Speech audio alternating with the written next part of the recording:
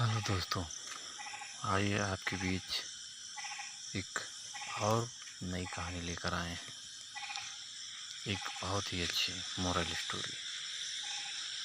कहानी का शीर्षक है नीतिवान बंदर। तो चलिए दोस्तों, हम नीतिवान बंदर की कहानी आपको सुनाते हैं। एक राजा था जिसका नाम था चंद्र। उसके बेटे को बंदरों से खेलना बड़ा अच्छा लगता था। लिहाजा राजा चंद्र ने वन से बंदरों की टोली को महल में आमंत्रित किया। उन्हें अच्छा खाने पीने को दिया गया। खूब सत्कार हुआ। फिर तो बंदर खुशी खुशी महल में रहने लग गए। उन बंदरों का मुखिया था उसनस। वह इतना विद्वान था कि लोग उसकी तुलना देवताओं के गुरु बृहस्पति और असुरों के गुरु शुक्राचार्य से करते थे। उसकी समझदारी की बातें सुनकर खुद राजा भी हैरान होता था। उसने वो सनस को राजकुमारों को सीख देने के लिए भी कहा। अब उसनस मनोयोग से राजकुमारों को नीति ज्ञान की शिक्षा देने लगा। लोग देखकर चकित होते थे कि एक बंदर भी कितना नीतिवान और ज्ञानी हो सकता है। खुद बंदर अपने मुखिया का कहना मानते थे और इसीलिए उनका व्यवहार बढ़िया मर्यादित था। इससे राजा चंद्र भी खुश रहता था। कुछ समय बाद राजा ने राजकुमारों की सवारी और मनोरंजन के लिए मेढ़े मंगवाए। राजकुमार उन मेढ़ी पर सवारी कर महल के अंदर ही दौड़ लगाते रहते थे। उन मेढ़ों में एक थोड़ा लालची था। वह बार बार रसोई में घुस जाता था। इस पर रसोईया अक्सर हाथ में जलती हुई लकड़ी लेकर उसे भगाते थे। बंदरों के मुखिया उसनस ने भी यह देखकर वह चिंता में पड़ गया। उसने भी सभी को बुलाकर कहा, भाई मुझे तो बहुत बड़ा संकट दिखाई पड़ रहा है। बंदरों ने हैरान होकर पूछा, कैसा संकट?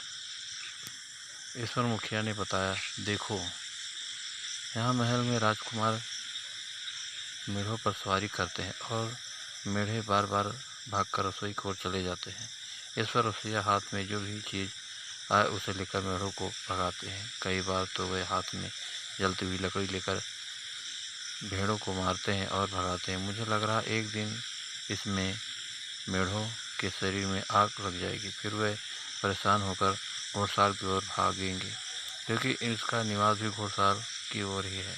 जलते हुए मेढ़ों के वहाँ आने से अश्वशाला में आग लग जाएगी और तमाम घोड़े जलने लगेंगे। अब जलते हुए घोड़ों के इलाज का बस एक ही तरीका है, बंदर की चर्बी। लिहाजा राजा घोड़ों के इलाज के लिए सब बंदरों को मारने का आदेश देगा और हम सब मारे जाएंगे। बंदरों के मुखिया उसनस की बात सुनकर सारे नौजवान बंदर हंसने लगे। बोले, अरे आपने तो बहुत दूर की बात सोच ली, लेकिन इतनी दूर की बात सोचने लगे तो हम जी नहीं सकते। वैसे भी खुद राजा ने हमें यहाँ महल में रहने के लिए आमंत्रित किया। हम उसके आश्रित हैं, तो हमें शरण देने के बाद वह अब हमारे प्राण कैसे लेगा? आप क्या चाहते हैं कि महलों के बढ़िया पकवान और सुस्वाद भोजन छोड़कर हम सब जंगलों में भटकें? नहीं नहीं, अब यहाँ हमारे बस की बात नहीं। इस पर मुखिया उसनस बोला, ठीक है, समय आने पर तुम खुद महसूस करोगे। और जहाँ तक यह बात है कि राजा और राजकुमार तुमसे प्रेम करते हैं, तो तुम लोग भूल रहे हो कि प्रेम वही टिकता है जहाँ उसके पीछे कोई न कोई उपयोगिता होती है। बेशक राजा को बंदर प्रिय है, लेकिन घोड़े उसके राजकाज के लिए कहीं ज़्यादा जरूरी है। इसीलिए घोड़ों को बचाने की बात आएगी तो वह उसके लिए बंदरों को मरवाने में जरा भी नहीं हिचकेंगे।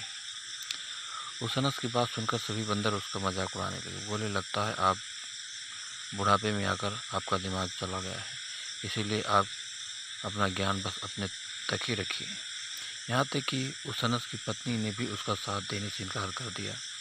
तब उसनस अकेला वहाँ से चल पड़ा और एक वन में जाकर रहने लगा।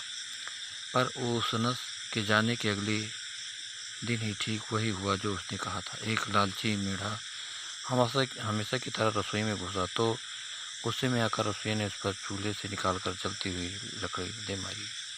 इससे मेढ़े के बालों में आग लग गई। होते होते सभी मेढ़े जल उठे और जब वह जान बचाने के लिए निवास की ओर भागे तो घोड़साल में आग लग गई। बहुत से घोड़े आग की लपेट में जलकर मर गए। बहुत से बुरी तरह से जले और घायल हो गए। राजा ने राजवैद्य को उन घोड़ों के इलाज के लिए बुलाया तो राजवैद्य ने तुरंत कहा, बस महाराज, बंदरों की चर्बी ही इसका इलाज है। इनसे इन घोड़ों की सारी जलन शांत हो जाएगी। राजा ने न चाहते हुए भी उसी समय महल में जितने भी बंदर थे उसे मारने का आदेश दे दिया ताकि घोड़ों का इलाज हो सके। और सचमुच महल में जब कोई बंदर नहीं बचा, जंगल में रह रहे बंदरों के मुखिया उस शासन को जब अपने कुल के सर्वनाश की खबर मिली तो वह दुखी और मर्माहत हो उठा। हालांकि कुछ समय पहले उसके कुल के लोगों ने ही उसे बुरी तरह अपमानित किया था, लेकिन फिर भी उसके मन में उसके लिए गहरा प्रेम और स्नेह तो था ही। अपने संपूर्ण वंश के नाश होने पर वह दुखी और व्याकुल हो गया। जंगल में यहाँ वहाँ घूमने और भटकने लगा। एक बार उसनस किसी तरह जंगल में भटक रहा था, तभी उसे बड़े जोर की प्यास लगी। कुछ दूर उसे एक विशाल सरोवर नजर आया। वह पानी पीने के लिए उस सरोवर के निकट गया।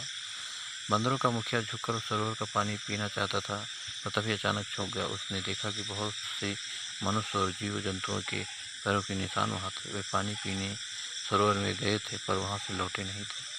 इस बात से उसनस चौंक उठा। उसने सोचा, हो न हो इस तालाब में कोई रहस्य है।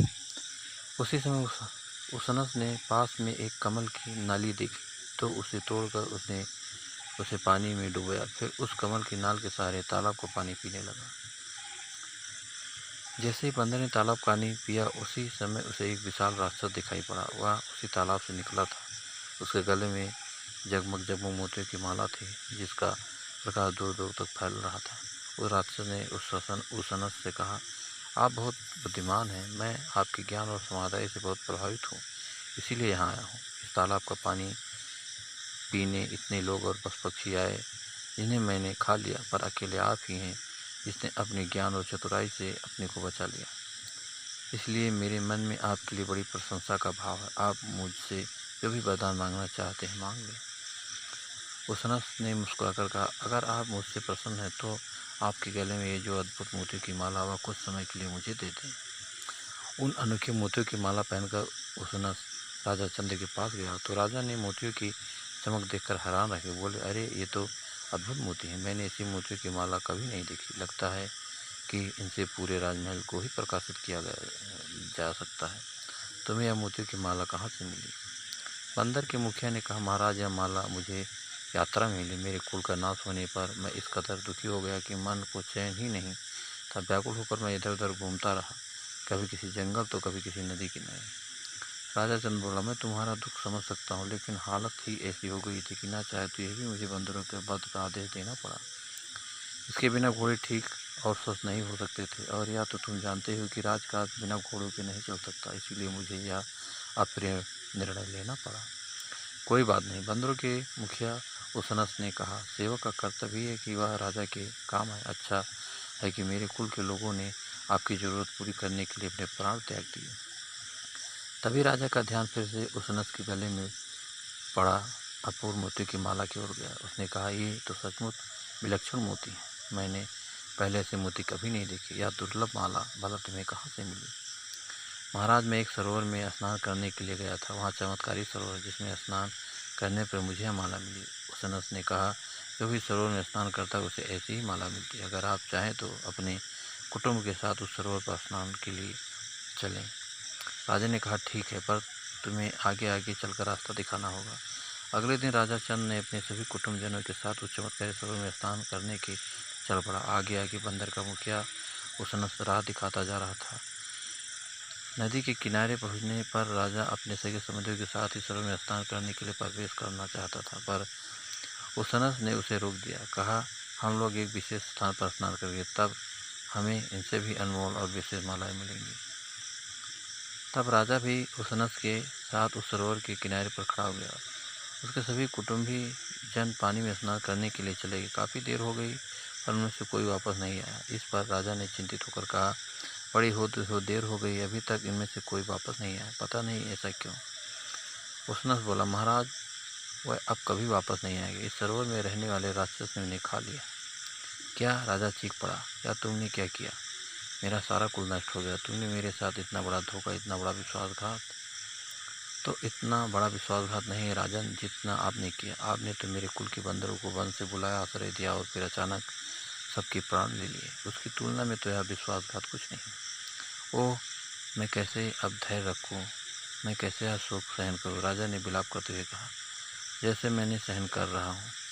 उसने कहा, इसीलिए तो मैं अपने आप को सरोवर में प्रवेश करने नहीं दिया, ताकि आप जीवित रहें और अपनी आंखों के सामने अपने कुल का विनाश देखें। कुछ ऐसे दुख होते हैं जो मृत्यु से अधिक संताप देने वाले होते हैं। आप जीवन भर विलाप करते रहिए। अगर आप सरोवर में प्रवेश करके मृत्यु को प्राप्त होते तो आपको इस न कष्ट न होता। मैंने इसीलिए आपको अकेला जीवित बचे रहने दिया, ताकि आप याद रखें कि अपने मेरे संपूर्ण कुल का नाश किया था और मुझे पर क्या बीत रही होगी। राजा ने क्रोध में आकर कहा, हे उसनस, तुमने मेरे साथ जो किया उसके लिए ईश्वर तुम्हें कभी नहीं क्षमा करेगा। इस पर उसनस ने व्यंग्यपूर्ण कहा, जो ईश्वर तुम जैसे क्रूर आदमी को क्षमा करेगा, मुझे भी जरूर क्षमा कर देगा। मेरा अपराध तो तुम्हारी तुलना में कुछ भी नहीं। अब राजा चंद भला क्या करता, वह सिर झुकाकर वहाँ से चला गया। लेकिन इसके बाद उसने एक दिन भी कभी सुख की नींद नहीं ली। अब वह इस बात के लिए पछता रहा था कि जंगल के बंदरों को बुलाकर और आश्रय देकर उसने कितना निर्दयता से उन्हें मरवा दिया था। धीरे धीरे बंदरों को भी पता चला कि बंदरों के अत्यंत चतुर और बुद्धिमान मुखिया उसनस ने किस तरह शक्तिशाली राजा चंद्र से अकेले ही बदला ले लिया। सुनकर बंदरों ने उसका जगह जगह जयगान करते हुए कहा, अगर कोई बुद्धिमान व्यक्ति चाहे तो अकेले ही बड़े से बड़े शक्तिशाली शत्रु से टक्कर ले सकता है। नीतिवान उसनस ने अपनी बुद्धिमत्ता से यह साबित कर दिया था। आज भी सारी दुनिया में लोग बंदरों की इस महान नीतिवान मुखिया की बुद्धिमत्ता की यह कहानी बड़े आदर और विस्मय से सुनी है, और उसकी कूटनीति, विद्वता और समझदारी की प्रशंसा के बगैर नहीं रह पाती। तो दोस्तों, इस कहानी से आपको क्या सीख मिली हमें कमेंट करके ज़रूर बताना, और एक लाइक ज़रूर कर देना, क्योंकि आपके लाइक से हमें मोटिवेशन मिलता है। और दोस्तों, अगर अभी तक आपने हमारे चैनल को सब्सक्राइब नहीं किया है तो जल्दी से आप हमारे चैनल को सब्सक्राइब कर लीजिए, जिससे इसी तरह नई नई अच्छी अच्छी कहानियाँ आपको लोगों के बीच पहुंचाता रहूं। तो अगली कहानी में फिर मिलेंगे, तब तक के लिए।